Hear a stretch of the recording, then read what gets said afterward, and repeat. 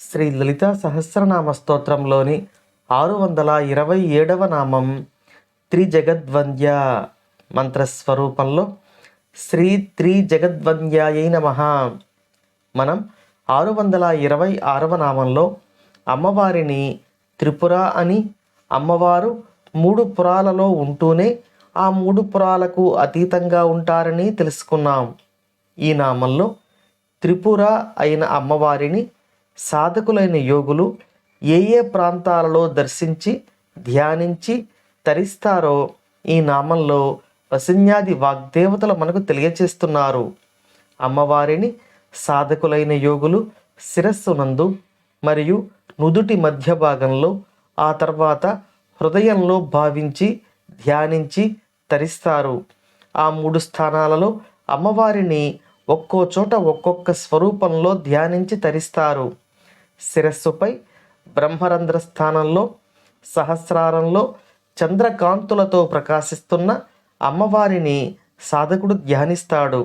ఈ అమ్మవారి యొక్క నామం చంద్రకళ అని మనం ఇంతకు ముందు నామాలలో తెలియచేసుకున్నాం. ఇక నుదుటి మధ్య భాగంలో ధ్యానించవలసిన తల్లి యొక్క రూపం ఇంద్రధనుఃప్రభ అని మనకు ఇంతకు ముందు నామాలలో వసిన్యాది వాగ్దేవతలు తెలియచేశారు. నుదుటి మధ్య భాగంలో అమ్మవారిని దీపాకారంలో ధ్యానించి సాధకుడు తరిస్తాడు. ఇక హృదయ మధ్య భాగంలో సాధకుడు ధ్యానించవలసిన అమ్మవారి నామం రవిప్రఖ్య అంటే సూర్య సమాన కాంతితో ప్రకాశిస్తున్న అమ్మవారి యొక్క స్వరూపాన్ని హృదయ మధ్యంలో ధ్యానించి సాధకుడు తరిస్తాడు. ఇలా 3 స్వరూపాలలో 3 చోట్ల అమ్మవారిని ఈ విధంగా ధ్యానించి సాధకులు తరించబడుతున్నారు.